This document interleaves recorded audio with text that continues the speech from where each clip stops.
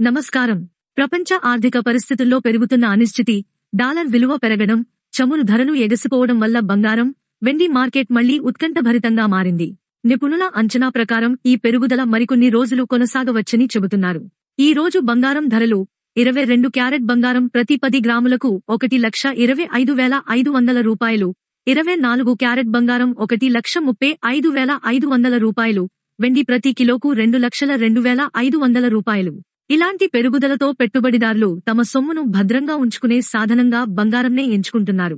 ప్రస్తుతం మార్కెట్ చాలా సున్నితమైన దశలో ఉంది. ధరలు ఈ స్థాయిలో కొనసాగితే కొత్త రికార్డులు సృష్టించే అవకాశం ఉందని నిపుణులు చెబుతున్నారు.